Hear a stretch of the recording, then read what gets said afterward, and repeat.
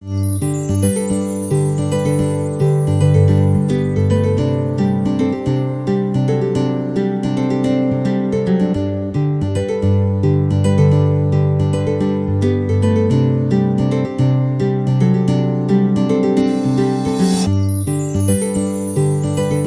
a todos. Soy el doctor Miguel Ángel Náter, el director del Departamento de Estudios Hispánicos y del Seminario Federico de Onís del recinto de Río Piedras de la Universidad de Puerto Rico. Es un placer para nosotros acoger esta actividad del ciclo de lectura y de entrevistas de poesía hispanoamericana que organizan la profesora nuestra, Tania Ramos, y el poeta peruano Raúl Jesús Castañeda. Resulta un ciclo y una actividad muy valiosa por el hecho de ser diferente en la selección de los poetas hispanoamericanos y españoles que han reclutado, y sobre todo por el hecho de exponer las ideas básicas de estos poetas sobre la poesía. Así que el Seminario Federico de Onís y el Departamento de Estudios Hispánicos de la Universidad de Puerto Rico se sienten orgullosos de tener en nuestras redes esta producción tan importante. Buenas tardes. Saludos. Damos la bienvenida a la segunda entrega del ciclo de poesía hispanoamericana actual y agradecemos a todos los poetas que han aceptado también nuestra invitación. Este proyecto es uno conjunto con el poeta peruano Raúl Castañeda, a quien también agradezco su iniciativa y su apoyo en el proceso de este ciclo. Agradecemos también a el Seminario Federico de Onís, su director Miguel Ángel Náter, por haber acogido este proyecto junto con el Departamento de Estudios Hispánicos y la Facultad de Humanidades de la Universidad de Puerto Rico. Roger Santibáñez. Roger es un poeta nacido en Piura, costa del norte del Perú, en 1956. Estudió literatura en la Universidad de San Marcos de Lima y obtuvo un doctorado en poesía latinoamericana en la Universidad de Temple. Sus más recientes libros de poesía son solo algunos: Santa Rosa de Lima, Argolis, Something's Going y Aurelia. También libros de prosa como Cloaca y Los Subterráneos, El instinto de vivir, crítica afectiva, ensayos sobre poesía peruana y latinoamericana. Vive a las orillas del río Cooper, al sur de Nueva Jersey, y ahora mismo se está dedicando íntegramente, digamos, a la contemplación, a la escritura y al estudio de los lenguajes de la poesía.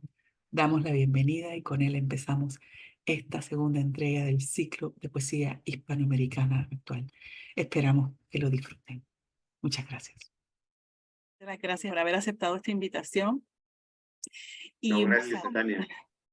Y un poco conversar sobre poesía y sobre la poesía peruana, ¿verdad? Que llevo este último año indagando, leyendo, releyendo algunos asuntos, y quería preguntarte en específico, antes de llegar a tu poesía, con respecto a qué para ti significa o qué significó para la poesía latinoamericana Trilce de Vallejo, Altazor de Huidobro, en la más médula de Girondo y Canto General de Nerón.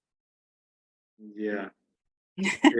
Bueno, son pues unas tremendas cumbres, ¿no? De la poesía universal, en realidad. Claro, Trilce, pues sin duda considerado como el libro más importante de la vanguardia latinoamericana canónica por muchos. Para mí personalmente significó una especie de hecatombe, ¿no? Una bomba atómica cuando yo lo descubrí allá en el Perú, en mi ciudad natal, en la costa norte del Perú. Cuando era un adolescente, descubrí la poesía de Vallejo en un libro recopilatorio que tenía mi papá en la biblioteca. Y entonces leer Trilce me significó una especie de voladura de mi cabeza, ¿no? O sea, mi cabeza voló en 1000 pedazos con Trilce, porque para empezar no entendía prácticamente nada, y entonces ese trabajo tremendo sobre el lenguaje me llamó tanto la atención que hasta ahora lo releo, cada cierto tiempo yo releo Trilce y encuentro nuevas vibraciones, ¿no? Es increíble. Ahora, el Altazor de Huidobro fue una cosa parecida pero distinta, ¿no? Porque yo descubro el Altazor de Huidobro en una famosa antología de un profesor puertorriqueño famoso que trabajaba aquí en Estados Unidos, José Olivio Jiménez. Este señor hizo por el año 70 una magnífica antología de la poesía hispanoamericana contemporánea. Y ahí estaba Huidobro, naturalmente, ¿no? Y con unos buenos trozos de Altazor.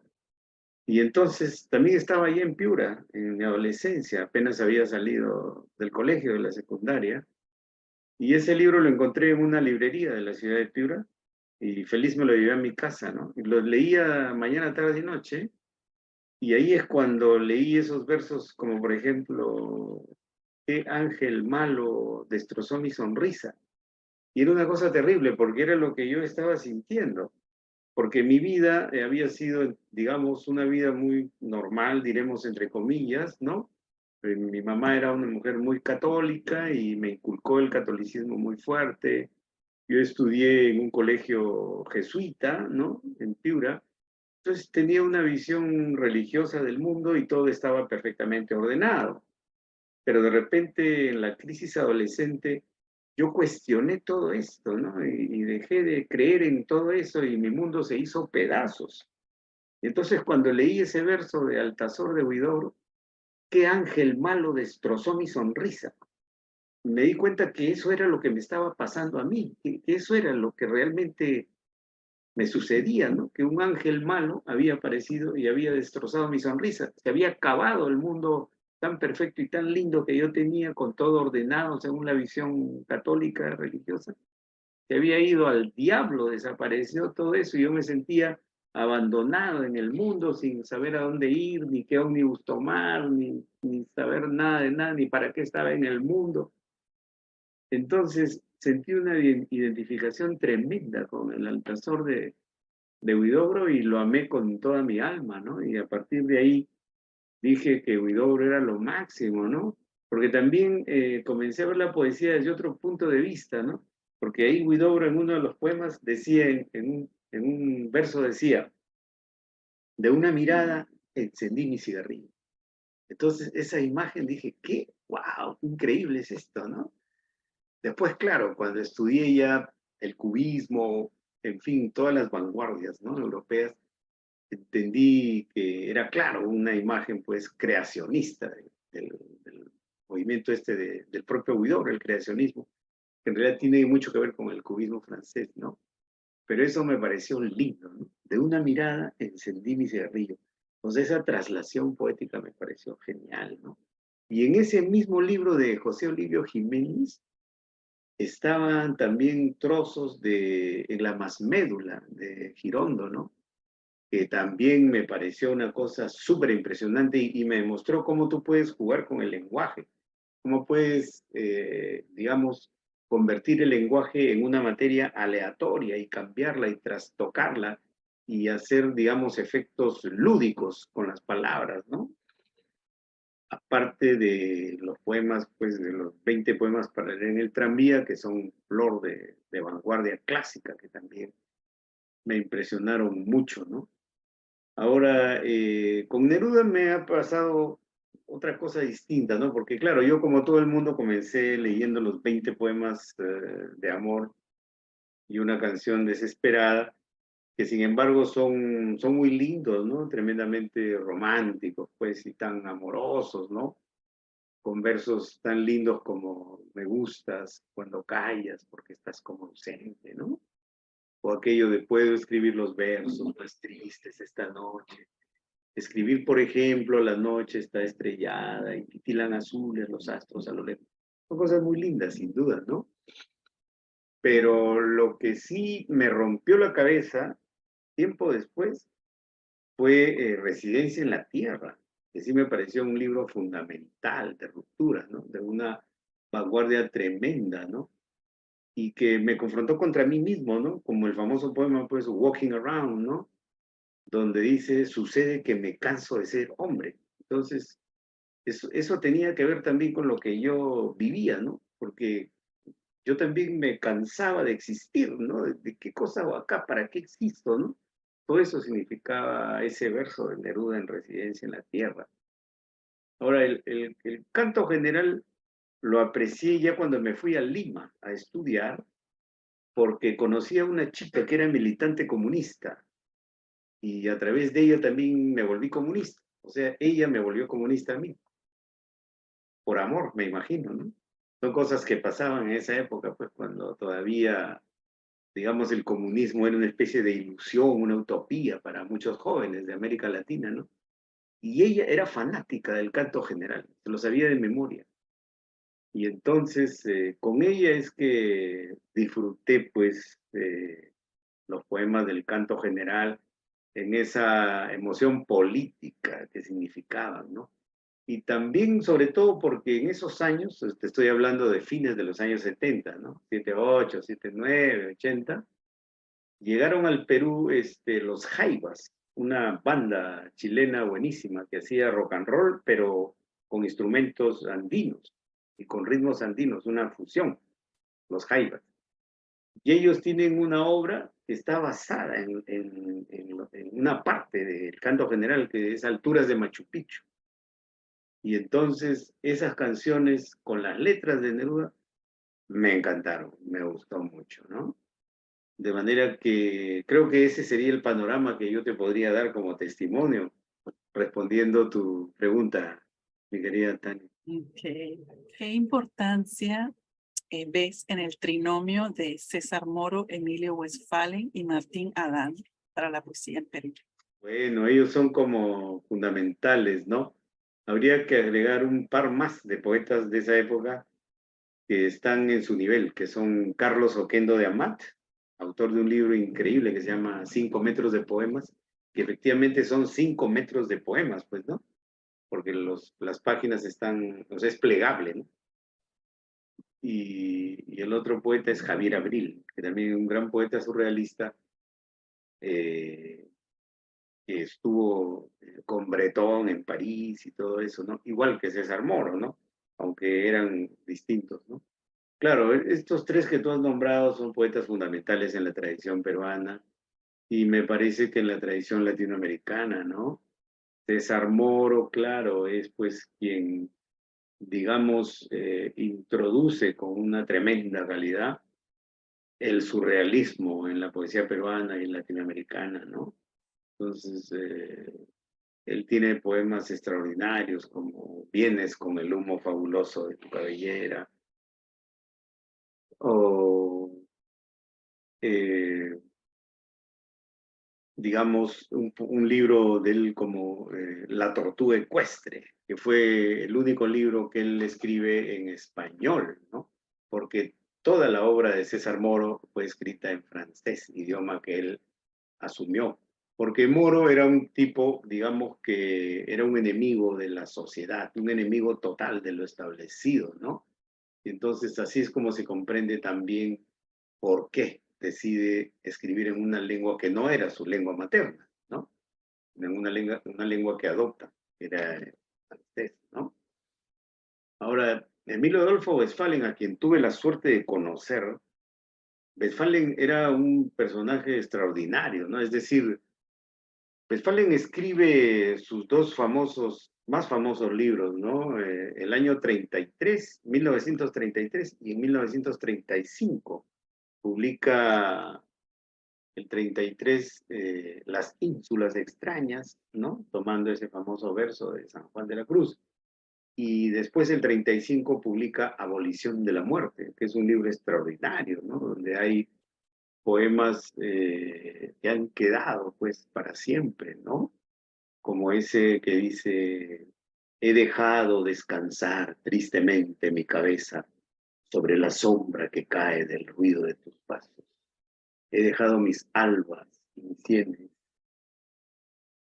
grandiosa como la noche para negarte, rosa grande, ¿no has de caer?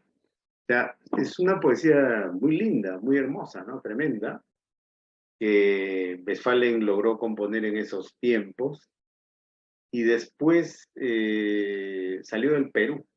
Se fue del Perú y trabajaba como traductor en distintas entidades, en las Naciones Unidas, por ejemplo, en Nueva York, ¿no? Después entró al servicio diplomático, entonces era agregado cultural en Portugal, en México, en fin. Y prácticamente él dejó de escribir poesía, ¿no?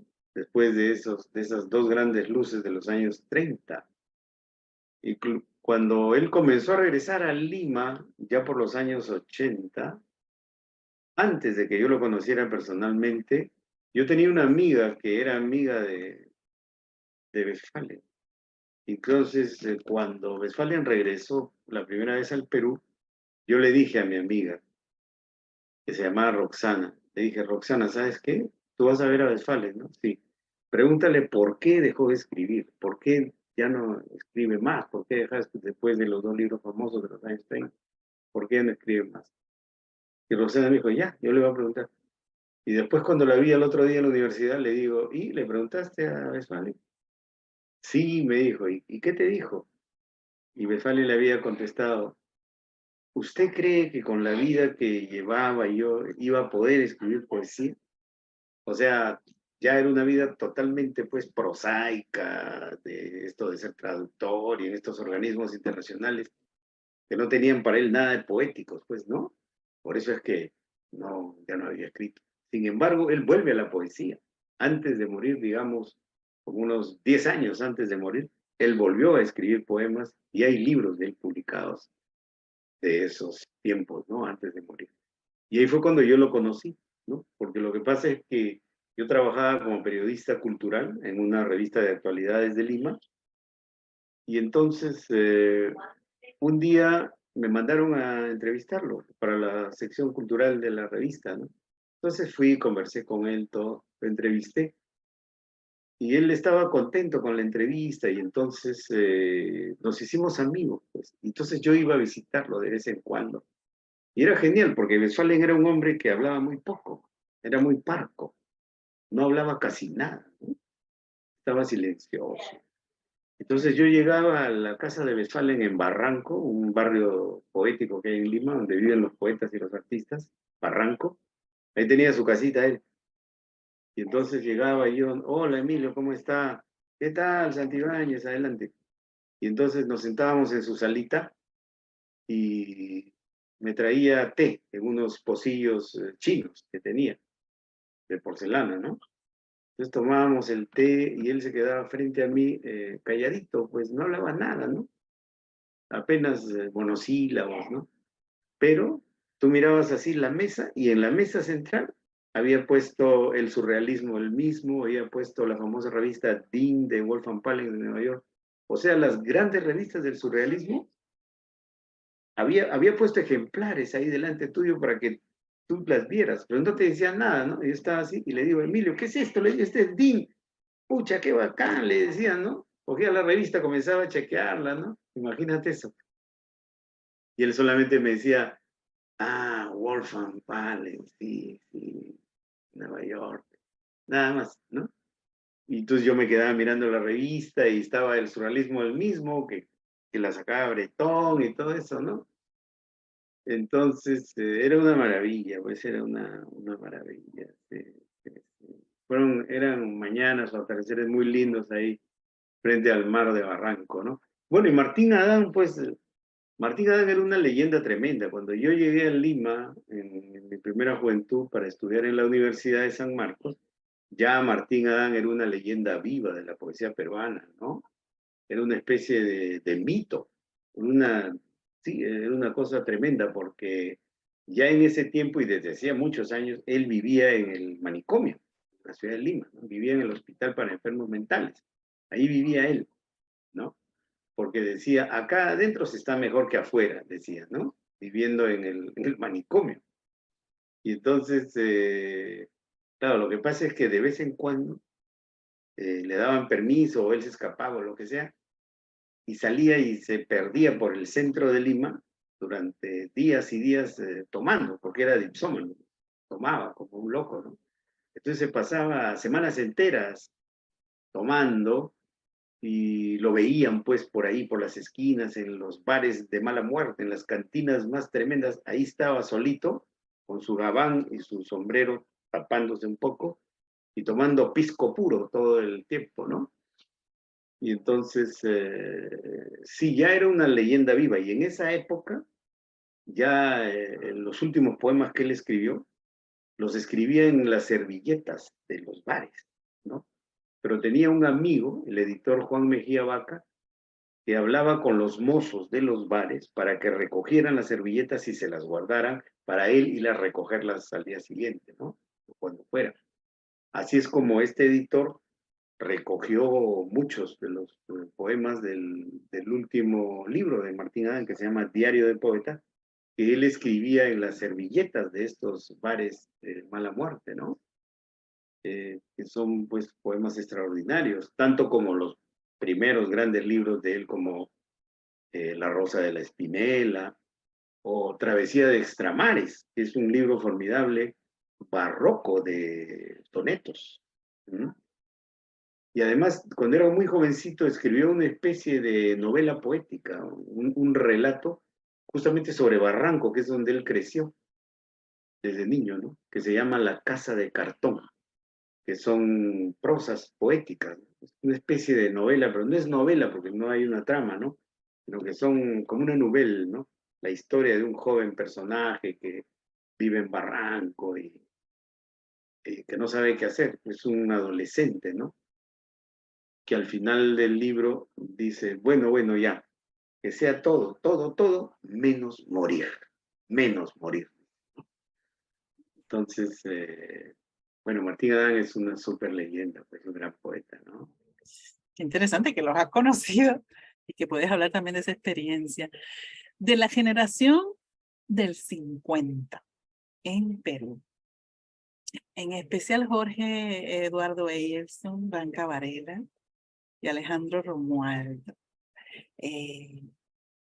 ¿Puedes hablarme qué significó, verdad, esta generación? Bueno, la llamada generación del 50 es fundamental, pues, en la tradición peruana, ¿no?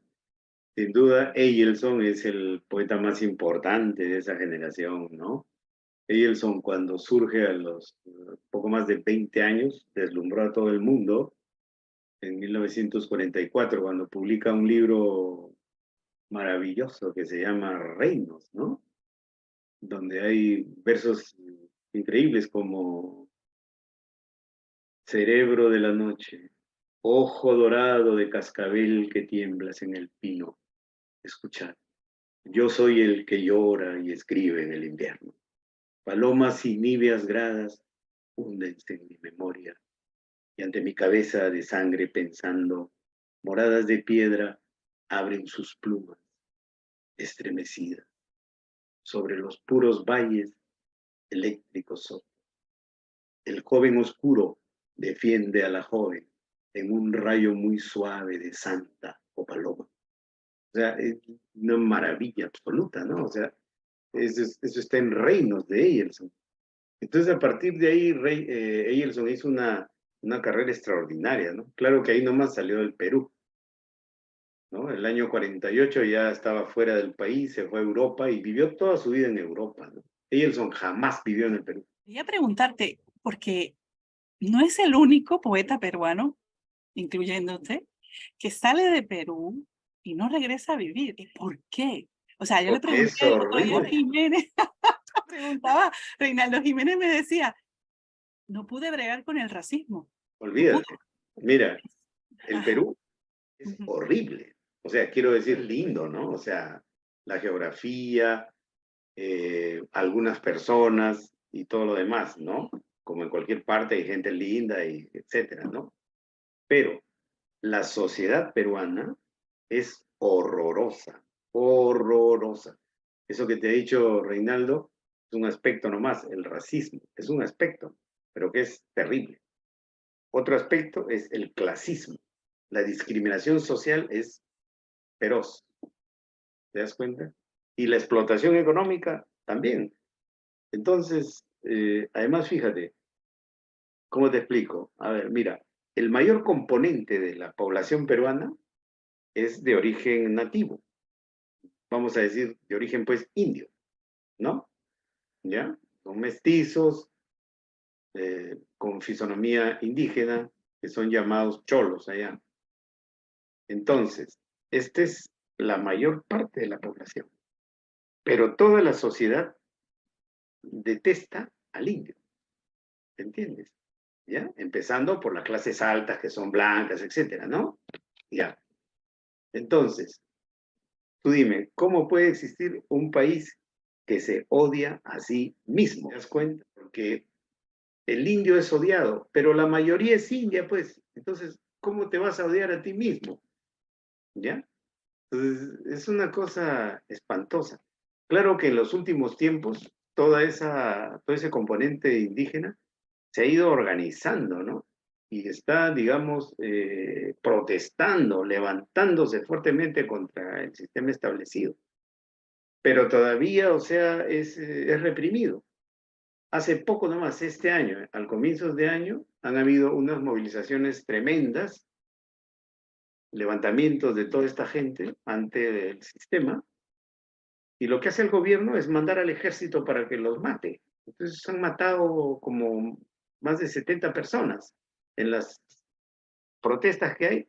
Va el ejército y los mata a todos y se acabó. Entonces, es un país muy difícil, ¿te das cuenta? Entonces, ahí no te dan ganas de vivir, pues. O sea, claro, uno ha nacido en ese país, cuando uno crece va comprendiendo cómo es la cosa y te adecuas, pues sabes cómo manejarte dentro de la situación y ya está.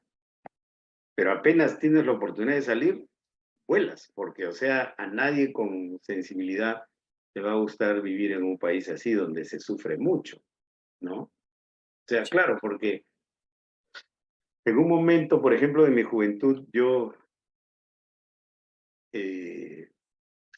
pensaba, cuando me volví marxista, como te decía al comienzo, ¿no? Que se podía cambiar esta situación, cambiar la situación, ¿no? Pero después te das cuenta que no, pues, que la situación no se puede cambiar. Para empezar, los partidos que dicen que quieren cambiar, te das cuenta que son una tira de falsos, que en realidad no hacen nada ni quieren realmente cambiar nada. Que simplemente usan, digamos, al pueblo para obtener prebendas para favorecerse ellos, ¿no? Entonces, es una situación muy difícil, ¿no? Y es muy triste, por supuesto, porque por otro lado, como te digo, uno ha nacido ahí y están todos los afectos que uno tiene desde la infancia, adolescencia, las chicas que uno ha querido, etcétera, pues no, pero es muy difícil, ¿no? O sea, De que manera casi que un autoexilio, ¿no? también entonces los artistas, el caso de ellos en los años 40, quería pues conocer el mundo, estar, como él siempre era un vanguardista, ¿no? Quería estar al tanto de lo que pasaba en Europa, en las nuevas vanguardias, ¿no?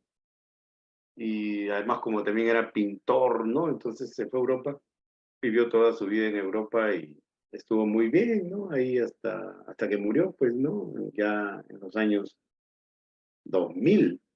Ahora, junto con Eilson había un pequeño grupito que les decían los niños góticos, donde estaba Blanca Varela y donde estaba Javier Solobure y también un poeta llamado Sebastián Salazar Bondi, ¿no?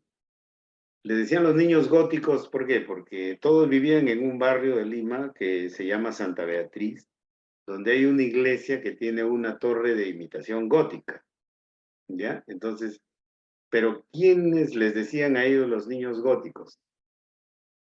Quienes les decían así eran Romualdo y sus amigos, porque Romualdo era un poeta comunista que enarbolaba la poesía social en defensa del pueblo, etcétera, ¿no? Poesía comprometida, como se decía en esa época, ¿no? Y entonces, como burlándose, es que Romualdo les decía a los niños góticos, ¿no? Porque eran todos, pues, poetas puros, les decían, ¿no? Puristas, toda esa onda, ¿no? Estaban en la Torre de Marfil, ahí en su torre gótica de la iglesia San José Santa Beatriz por Jesús María, en Lima. Pero bueno, Blanca Varela, pues, o sea, fue capaz de escribir una poesía extraordinaria, ¿no? En todos sus libros. Es formidable. Desde esa época en que cantaba con los niños góticos, y después cuando se fue a París ya con su marido, que era el famoso pintor Fernando de Cislo, ¿no?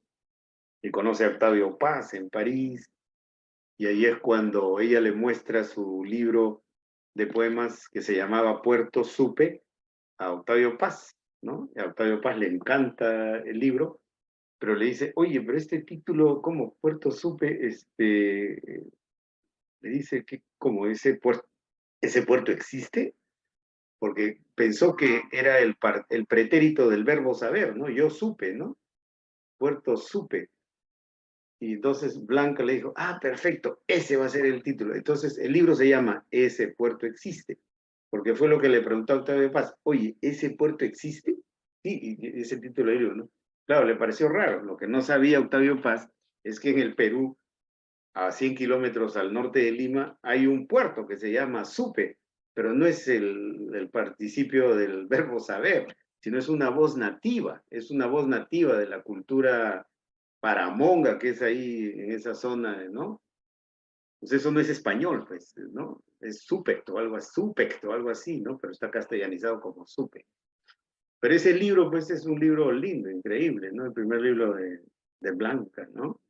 Y trabajó hermosos libros. A mí el libro que más me gusta de Blanca Varela, a quien conocí episódicamente una vez también, fue bien gracioso, porque en un vernissage de un pintor famoso mexicano que se llamaba Cuevas, José Luis Cuevas, había una exposición de Cuevas, pues, ¿no? Y yo fui a la exposición. Y ahí estaba Blanca Varela, pues, porque era amiga de Cuevas, ¿no? Y entonces, alguien me la presenta y yo comienzo a hablar con ella. Y por esos días yo había leído un artículo escrito por ella, pero 20 años atrás. Yo te hablo de historia en los años 80.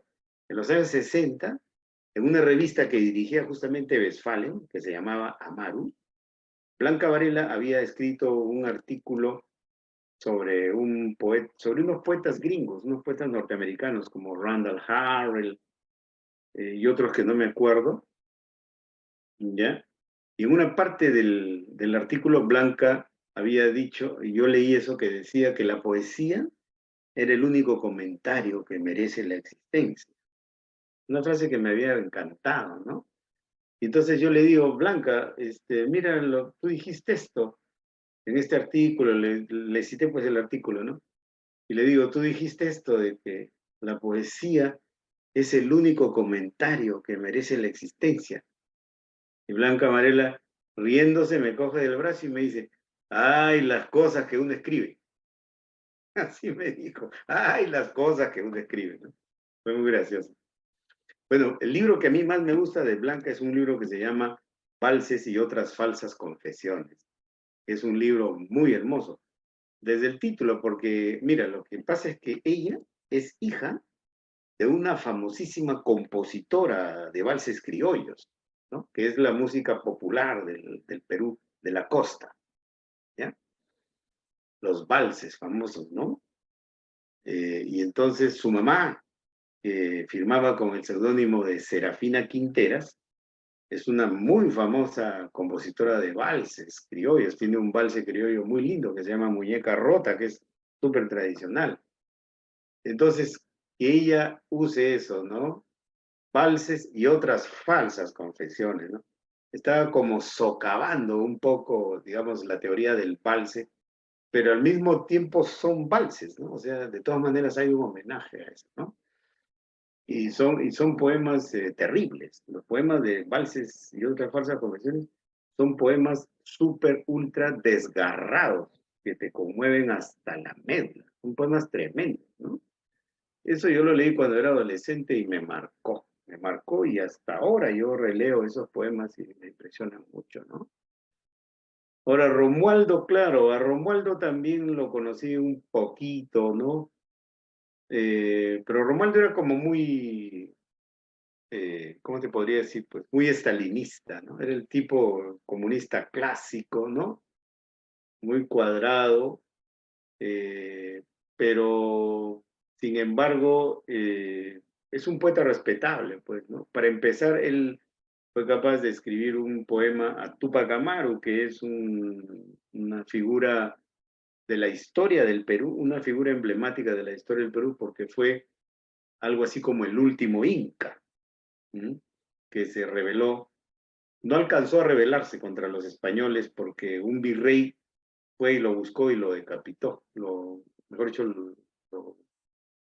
lo ahorcó con el garrote, lo ahorcó con el garrote o lo decapitó, ahorita no me acuerdo bien, a este Túpac Amaru, un Inca.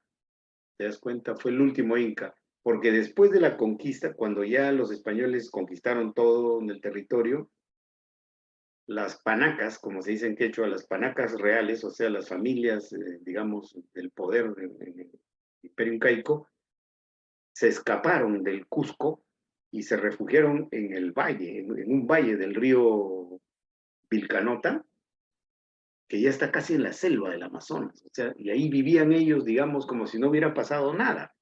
O sea, seguían haciendo sus ritos y su religión y su vida y se vestían como los incas todos, ¿no?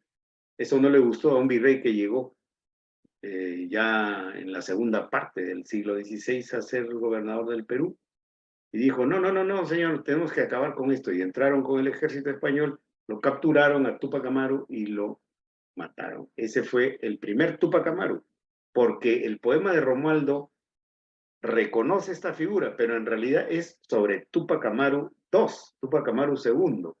¿Quién fue este Túpac Amaru II? Fue un mestizo que ya siglos después, o sea, ya 2 siglos después, en 1780, en plena colonia ya, o sea, lideró una insurrección india tremenda, feroz, que estuvo a punto de tomar el Cusco en esa época. O sea, hizo temblar a los españoles. Era un mestizo que se llamaba José Gabriel Condorcán, pero cogió el nombre Túpac Amaru y se puso Túpac Amaru II, ¿no? Heredando al Túpac Amaru inca auténtico de atrás. Y entonces, y también fue capturado al final, fue derrotado y también fue decapitado, ¿no? Entonces, a Condorcanqui, Túpac Amaru II, es a quien Romualdo le escribe ese poema extraordinario, pues, que dice, y no podrán matarlo, y no podrán matarlo, querrán volarlo y no podrán volarlo, querrán romperlo y no podrán romperlo, y así, ¿no?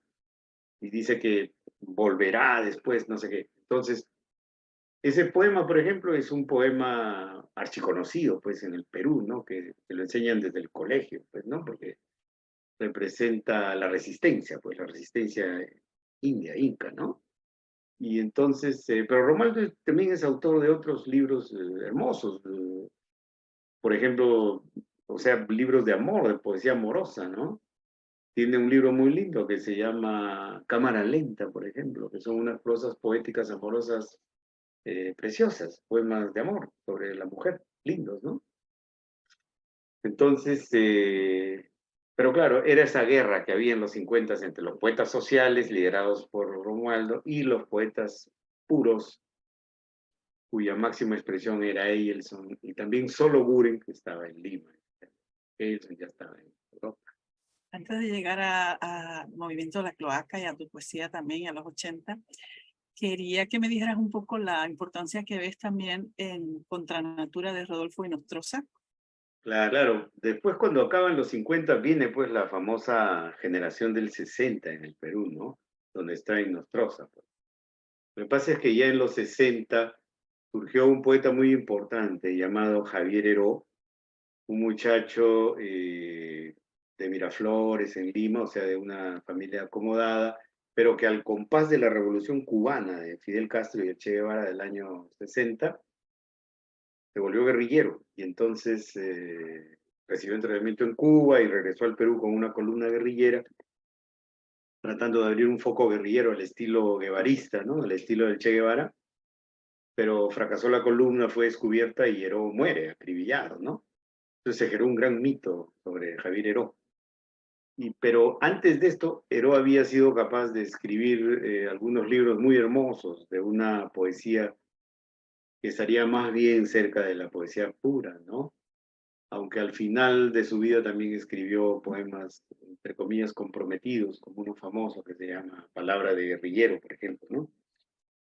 Pero Heró, digamos, fue como un gran emblema. Entonces, en ese momento, cuando Heró estaba empezando, habían dos poetas con él en la Universidad Católica que surgen, que son Luis Hernández y Antonio Cisneros, que son dos poetas extraordinarios, ¿no? Que también vale la pena conocer. Cisneros ganó el premio Casa de las Américas en el año 68 con un libro formidable que se llama Canto Ceremonial contra Hugo Hormiguero. Y Luis Hernández, pues también construyó una obra muy hermosa, reunida en un solo volumen que se llama Vox Horizon. En ese ambiente es cuando surge Rodolfo Inostroza, que también estuvo en Cuba, pero Rodolfo tuvo problemas en Cuba porque pues no se integró a la guerrilla, y entonces lo hostilizaron, ¿no? Y tuvo que salir de Cuba, ¿no? Aide Santa María, que era su amiga, logró sacarlo y fue a dar a México, ¿no? Y después ya regresó al Perú. Lo que pasa es que Rodolfo también en La Habana, en esa época, paraba con un grupo que era un grupo que estaba mal visto en Cuba porque eran marihuaneros y habían gays y todo eso, ¿ya? Y que estaban de acuerdo con la revolución, pero no eran poetas oficialistas, como eran otros que después ya hacen el Caimán Barbudo, etc. Entonces, estos poetas locos, digamos, eran los amigos de Inostroza, y encima como Inostroza no, o sea, no quiso ir a la guerrilla, todo eso, tuvo serios problemas, ¿no? Entonces, esto que te cuento es lo que a mí me ha contado Rodolfo Inostroza, porque yo he sido muy amigo de Rodolfo, ¿no? Muchísimo, lo he querido tanto a Rodolfo. Lo veía a cada rato, me reunía con él, ¿no? Allá en la Lima de los 80 y 90. ¿No? Entonces, pero Rodolfo, estando en Cuba, puede terminar un libro que se llama Consejero del Lobo, que es un libro con una poesía muy hermosa, órfica, plástica, de una belleza sorprendente, ¿no? Consejero del Lobo, donde hay versos pues increíbles como un cielo de azucenas por todo lo perdido, ¿no? Un cielo de azucenas por las amistades puras, y cosas así, ¿no? Tiene un poema sobre su padre, por ejemplo, que se llama Del infante difunto, que es extraordinario, ¿no? Me acuerdo de otros versos que dicen algo así como: y abrazaba y besaba a su mujer, una que tenía rostro de medallón azteca. O sea, cosas muy lindas, ¿no? Un consejero de Lobo, cuya edición primera sale en La Habana, justamente con el grupo El Puente, que era el grupo este que te digo que estaba marginado en esa época. Eran un grupo constituido. Hay libros sobre este grupo, ¿eh? Se llama El Puente. Ya murió la mayoría de los integrantes, ¿no? Estaba pues Mario Rodríguez, estaba García Ramos, en fin, era un grupo El Puente, y sacaban libros. Y entonces ahí salió el primer libro, Rodolfo Inostroza, salió el año 64 en La Habana. Al año siguiente, él lo vuelve a publicar en Lima. Ya sale en Lima, ¿no? Y ¿sabes lo que pone Rodolfo ahí en su libro, Consejero del Lobo? Con un sello que él inventó, porque lo hizo con su plata, eso publicó el libro con su plata, ¿no? Fondo de Cultura Popular, algo así. Y como pie de imprenta dice: Lima la Horrible, noviembre de 1965. ¿Ya? Porque lo que pasa es que Lima la Horrible es una frase que creó César Moro. César Moro es el que puso en un poema suyo del año 55, 56, también pone ahí Lima la Horrible, agosto de 1956. ¿Ves? Entonces, después de eso, Rodolfo se fue a Europa, pues. Se fue a Europa. Y entonces lo que pasa es que él llega a París justamente pocos días después que había sido la explosión revolucionaria de París, mayo 68. Él llega y todavía pues abreva todo ese ambiente, todo esto, ¿no? Y con eso escribe el famoso poema Imitación de Propercio, que está en Contranatura, donde dice: oh César, oh Demiurgo, tú que vives inmerso en el poder, deja que yo viva inmerso en la palabra, ¿no? Es un poema formidable. Y entonces, claro, está insuflado de todo París, mayo 68, del hipismo también. Toda la ideología del movimiento hippie es la que, ¿no? Con toda la onda de paz, música y amor, pacifismo, todas estas cosas, son las que alumbran lo que podría llamarse la ideología o el modo de pensar que subyace a Contranatura, que es para mí el libro más influyente en la poesía en lengua española después del año 70, porque sale el 71, pues, después de ganar el premio Maldoror, que fue un premio muy importante, pues, que inventó Barral, el editor y poeta. Carlos Barral inventó este premio Maldoror. ¿Por qué? Porque ellos promocionaban el boom de la nueva novela, ¿no? El boom latinoamericano, donde estaban Vargas Llosa, Fuentes, García Márquez, Cortázar, ¿no? Pero decían: ¿y dónde están los poetas acá, no? No hay poetas en esta onda, ¿no? Y entonces ya hay que hacer un concurso. Hicieron el concurso Maldoror y lo ganó Rodolfo con Contranatura, pues. Y entonces eso lo catapultó a una fama internacional. Y para mí, como te digo, es el libro más influyente en la poesía en lengua española después del año 70, porque yo he encontrado huellas de influencia de la poesía de Contranatura en poetas españoles que vinieron poco después ahí.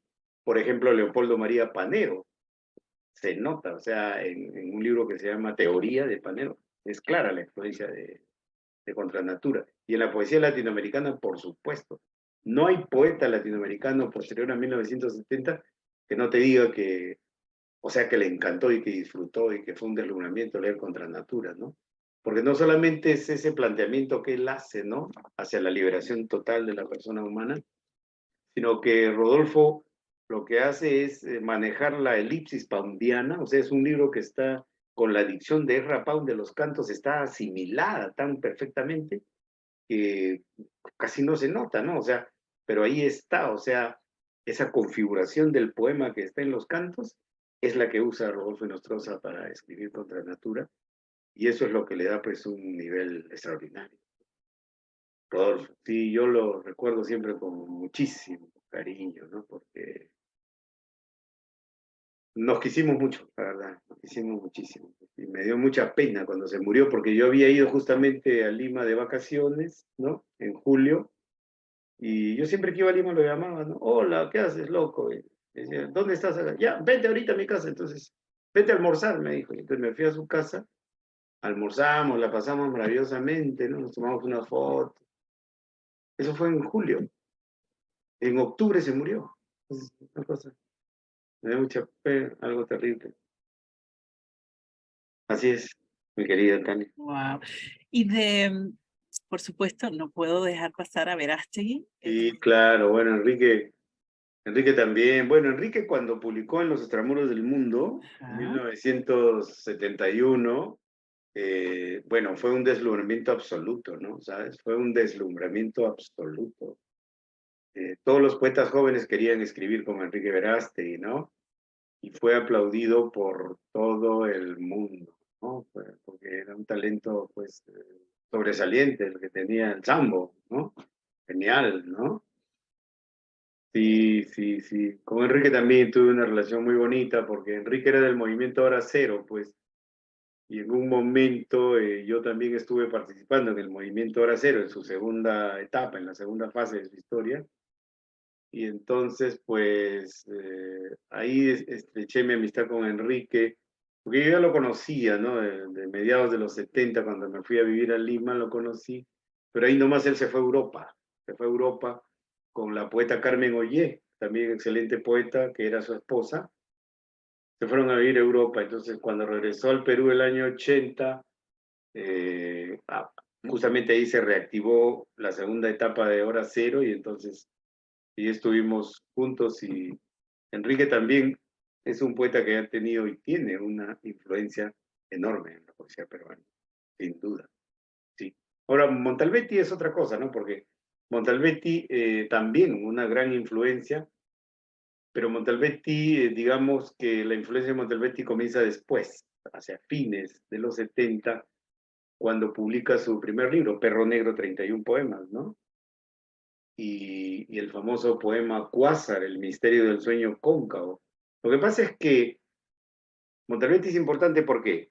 Porque a partir de los 60 y con Hora Cero más, comienza a primar en la poesía peruana un lenguaje súper coloquial, súper conversacional, directo, con referencias expresas a la realidad, etcétera, ¿no? Y entonces, cuando surge Mario Montalbetti, hay un cambio de sonido, hay un cambio de tono, ¿ya? O sea, Mario trabaja la imagen en la poesía de un modo distinto a la poesía conversacional clásica o estándar, ¿no? Y entonces le da otro toque al lenguaje, como si el lenguaje se autoiluminara a sí mismo. Entonces le da una luz distinta totalmente a la onda conversacional estándar, ¿no? Que primaba con el lenguaje de Verástegui y Hora Cero, ¿no?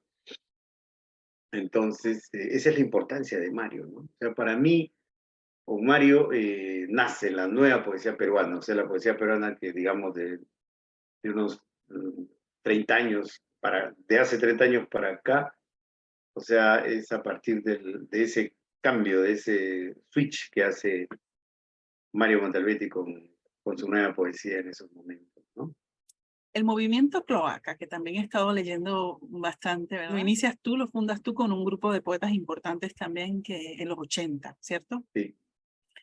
Bueno, el movimiento Cloaca fue, ¿cómo te podría decir? Pues fue un intento de justamente enfrentarse a ese orden establecido, a esa sociedad peruana que te describí hace un rato, ¿no? Entonces, estábamos en contra de la sociedad. Entonces eso me llevó ya a asumir, cuando yo me decepcioné del marxismo, entonces más bien me volví anarquista, ya bandera negra, ¿no? Y entonces esa es la ideología de Cloaca, ¿no? Ya estábamos en contra de la sociedad, en contra del Estado, en contra de Dios, en contra de la religión, en contra de todo, ¿no? Para romper con todo, como fue la frase que usó la poeta Mariela Dreyfus, que es con quien funda el movimiento Cloaca, ¿no? Ella y yo fundamos el movimiento Cloaca, después se sumaron otros jóvenes poetas, hicimos actividades, pero esa era la onda, ¿no? Una anarquía para estar contra el orden establecido y denunciar esa situación feroz que hace de que el Perú sea horrible, como te decía hace un rato, ¿no? Entonces queríamos denunciar esta situación y elevar una especie de canto, pues, sobre ese caos, ¿no? Eso más o menos es lo que fue Cloaca a comienzos de los años 80, allá en el lejano Perú. Lejano, pero te iba un poco yendo a tu poesía. He visto que en varios artículos se habla de tu poesía desde distintos espacios. Se habla de una poesía un poco coloquial, no sé, me dirás tú más, también una de compromiso social y político, no supongo que quizás de esa época, erótica también, hasta el poeta que indaga el lenguaje y se adentra desde afuera a los recónditos lugares de tu ser y del lenguaje, ¿no? Que autoindaga el lenguaje y se autoindaga. ¿Ha sido así? ¿Es un camino consciente, recorrido? ¿Es tu verso o tu poesía verbo cifrado ante la plétora barroca? Y por ahí empezamos con el barroco y el neobarroco. Sí, bueno, la verdad es que mira, yo lo que te puedo testimoniar es que cuando yo empecé a escribir poesía, a fines de los años 70, comienzos de los años 80, si tú querías escribir poesía, tenías que escribir poesía coloquial, conversacional, porque era la poesía que imperaba, ¿no? Un modo que posiblemente comenzó con la antipoesía de Parra en los años 50, con los antipoemas.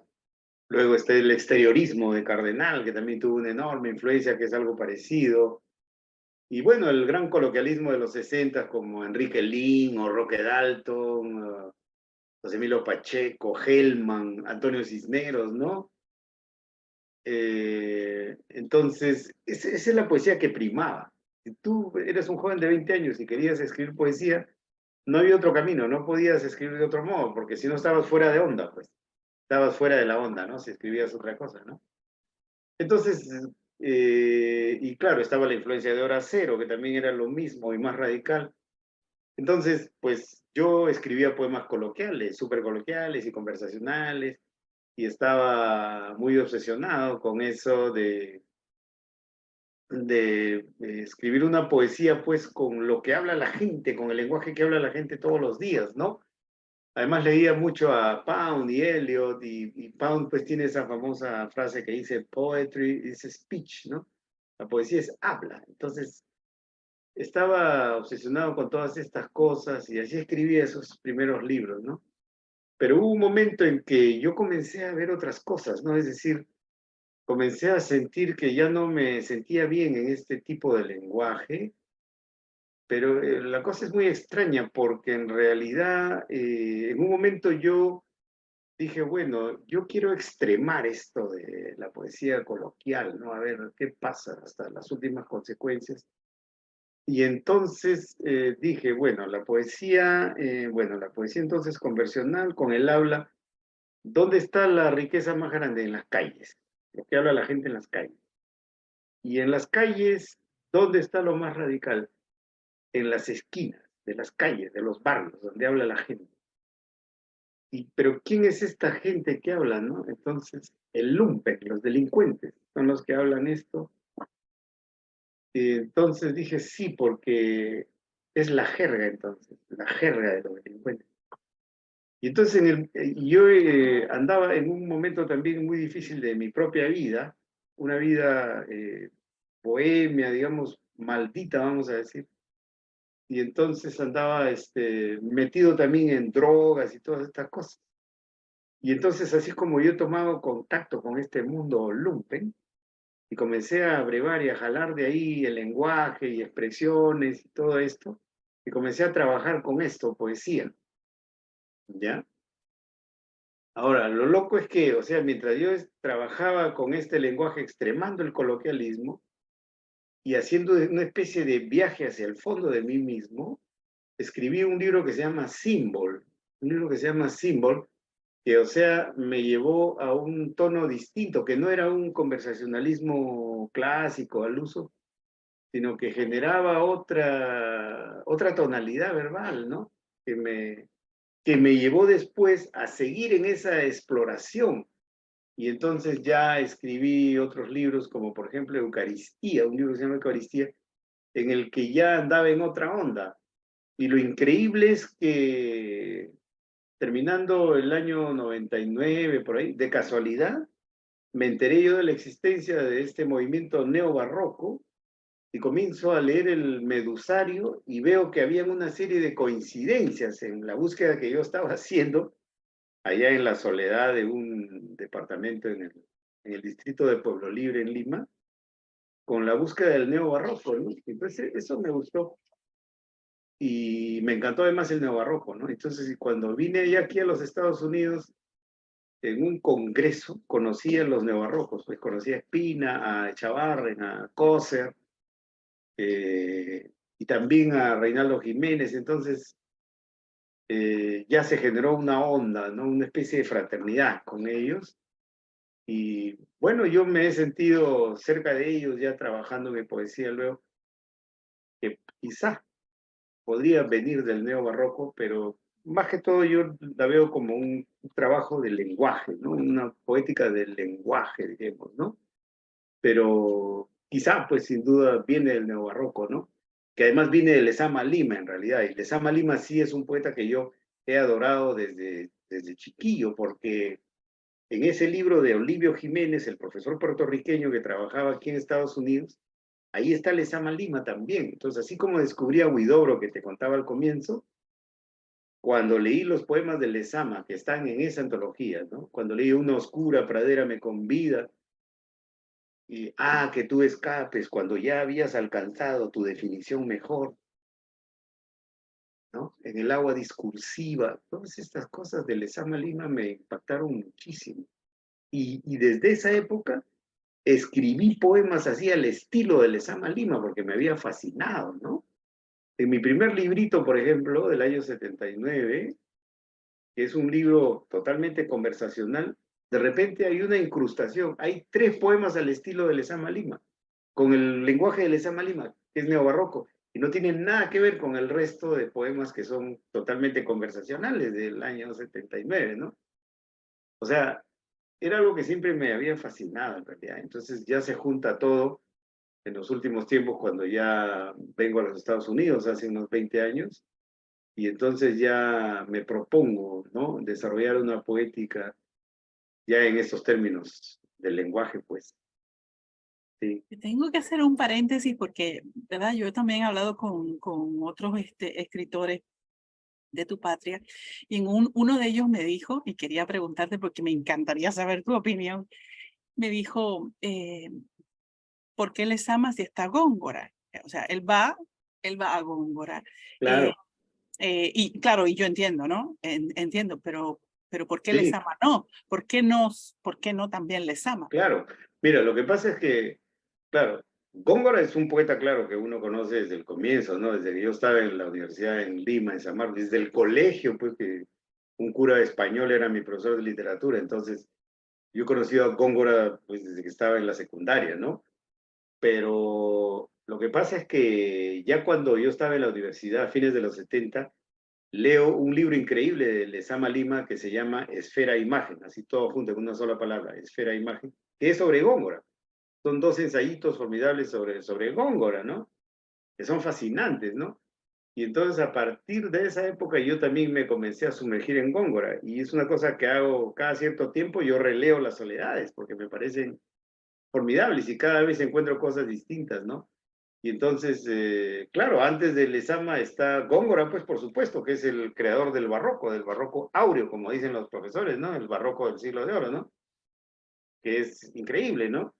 Pero claro, como tú dices, ya ok con Góngora, pero ¿por qué no Lezama Lima? Claro que sí, si es un desarrollo que hace, ¿no? Porque lo que hace Lezama no es una copia ni nada de Góngora, es una creación pura a partir de la concepción barroca, o sea, del lenguaje, ¿no? Y el neobarroco igual, o sea, las cosas de José Coser, que para mí es el poeta más avanzado de la lengua castellana, o las cosas de Reinaldo, en fin, o de Espina, ¿no? O de Perlonger, que fue uno de los iniciadores, pues tampoco no son versiones de Lezama Lima, son creaciones auténticas, ¿no? Pero que siguen una línea, una onda, pues. Ese es el asunto. A ellos lo espero también poder tener algunas entrevistas con varios de ellos, porque sin querer pareciera que estamos reuniendo también a Medusario. Quería preguntar también, ¿a qué se debe que en un principio la poesía compilada por Coser y Echavarren, por qué se convierte en un punto de referencia a partir de Medusario? Claro, bueno, mira, en realidad cuando ellos se plantean hacer ese libro, ¿no? Esa muestra de poesía latinoamericana, lo que estaban haciendo era compilar, ¿no? A un grupo de autores, a un grupo de poetas, para ofrecer una nueva versión en la poesía latinoamericana frente al conversacionalismo común y silvestre que ya tenía tantos años de imperar en la poesía latinoamericana, ¿no? Entonces, para mí esa es la importancia del Medusario, porque saca a la luz otro tipo de poesía, otra manera de entender la poesía, otra concepción de la poesía, o sea, demuestra que es posible hacer otro tipo de poesía con otras bases, ¿no? Que ya no tengan nada que ver con la poesía conversacional. Esa es la importancia del Medusario que recogió estos poetas allá por el año 96, ¿no? Ya hace bastante tiempo, ¿no? Ahora, tú me dices acerca de la continuidad. Pues mira, lo que yo veo es que el Medusario ha tenido una enorme influencia, sin duda, en la poesía latinoamericana y española. O sea, hay derivas en la poesía española, por ejemplo, que tiene que ver con esto del neobarroco o la poesía del lenguaje, ¿no? Con poetas que han venido después, como por ejemplo, te digo, Benito del Pliego, o por ejemplo, Marcos Cantelli, ¿no? Son poetas que han venido después, son poetas españoles de la actualidad, que trabajan un tipo de poesía que podríamos denominar poesía del lenguaje. Una cosa muy interesante, ¿no? Por ejemplo, otra poeta que se llama Ana Gorría, otra poeta que se llama Sandra Santana, por ejemplo. Entonces, igual, en América Latina ha generado también una onda, ¿no? Por ejemplo, en Chile hay un poeta que se llama Simón Villalobos, hay otro chileno que está en España que se llama Eduardo Fariña, ¿no? Que hacen este tipo de poesía que ya no es así un conversacionalismo al uso y que sin duda, digamos, es una deriva del neobarroco, ¿no? que fue compilado en el Medusario y de ahí se expandió. Y entonces en México también hay poetas que han trabajado, por ejemplo, Eutiquio Saravia, un poeta de México que también hace estas cosas, ¿no? Entonces, hay pues hay una corriente de todas maneras, ¿no? Hay un colombiano que se llama Gabriel Jaime Caro, que tiene un grupo en Nueva York que se llama Neo Berraco. En vez de neo barroco, neo berraco, ¿ya? Que también, o sea, una deriva del neobarroco que nace con el Medusario. Barroso también. Hay un Claro, artículo Barroso era como lo llamaba. neobaldoso, neoberraco. El neobarroso era como lo llamaba, decía, por el barro del Río de la Plata, ¿no? En la Argentina. Pero, claro, pero entonces, o sea, hay de todas maneras una deriva posterior. Lo que pasa es que siempre hay una especie de guerra, porque la poesía conversacional, a pesar de todo, no ha muerto, ¿no? Porque muchos en un momento pensaron, ya con el Medusario muere la poesía conversacional, y no, pues, porque la poesía es muy rica, los caminos de la poesía son insospechados, ¿no? Y la búsqueda de los poetas son exploraciones también sorprendentes, si se quiere, ¿no? Entonces, la poesía conversacional, por ejemplo, se renueva, surgen poetas jóvenes de 20 años que comienzan a hacer poesía conversacional en otro tono, otro estilo, con otras ondas, ¿no? Influenciados ya por la onda digital o por las computadoras, en fin, lo que sea. Entonces, digamos que hay una floración de estilos actualmente en la poesía mundial, ¿no? Se podría decir. Pero el Medusario tiene un camino también, o sea, es un modo, pues, de algún modo, bueno, perdona la repetición, pero es una manera, quiero decir, de todos modos, visible, ¿no? Que está ahí, que ha contribuido sin duda a la poesía latinoamericana, claro. ¿Y qué se debe? ¿Qué piensas que ha pasado que en un principio la poesía denominada neobarroca se haya manifestado en países como Cuba, Argentina y Uruguay? Esa es una muy buena pregunta, ¿no? Quizá la explicación esté en las tradiciones, pues, ¿no? En Cuba, evidentemente, bueno, está la tradición de Lezama Lima, ¿no? Y claro, lo que pasa es que Perlónguer en la Argentina, pues, tomó las cosas de Lezama, ¿no? Entonces, tal vez por ahí se pueda explicar esa cuestión de que haya surgido en el Río de la Plata, ¿no? Porque en el Uruguay, pues, con la poesía de Eduardo Espina, por ejemplo, también, y de Chavarren, y de Eduardo Milán, ¿no? Tuvo un brote poderoso, ¿no? ¿Piensas también que el neobarroco es un movimiento de contracultura? ¿Será un poco elitista por ir en contra de la poesía, digamos, fácil, como tú decías ahorita, o coloquial, conversacional? ¿Tiende a ser un poco elitista o no? ¿O Mira, yo pienso que el neobarroco es un movimiento de vanguardia, lo considero un movimiento de vanguardia, porque es un movimiento de ruptura con lo que estaba establecido, que era la poesía conversacional, ¿no?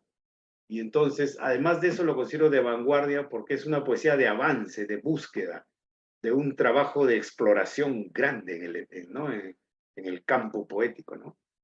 Entonces, eso creo. Ahora, elitista, la verdad que no me parece, ¿no? Por la sencilla razón de que yo creo que actualmente la poesía es elitista, quiere decir, no lo celebro, quiero decir, ¿no? Pero digamos, es una verdad que no podemos negar, en el sentido de que la poesía es una cosa de pocas personas actualmente, ¿no? O sea, ¿cuántos libros de poesía se venden? Pues se venderán 100 libros, ¿no? Máximo. O sea, ¿no? Entonces la poesía ha llegado a un momento en que es prácticamente una cosa para iniciados, ¿no? Un arte para iniciados, gente que está enterada de lo que pasa, de los avances que hay en el lenguaje, de la poesía, ¿no? Y entonces, pues, es una cosa de élite, pero no en el sentido negativo, peyorativo, elitista, en el sentido que desprecia al pueblo o desprecia a los que no están ahí. No, no creo eso, ¿no? No creo que ningún poeta desprecie a nadie, ¿no? Un auténtico poeta es un ser democrático, el poeta cree en la belleza para todos, sin duda, ¿no? Lo que pasa es que el lenguaje de la poesía, desde Mallarmé hasta acá, o sea, ha avanzado, pues, o sea, es un lenguaje sofisticado, pues, sin duda, ¿no? Hay una sofisticación, porque el trabajo de los poetas ha llegado a ese punto, ¿no? Y eso no me parece mal ni bien, simplemente es el hecho histórico al que se ha llegado, o sea, es el desarrollo interno del lenguaje poético, ¿no? Y entonces, eso es lo que tenemos que ver y, bueno, sobre esa base trabajar.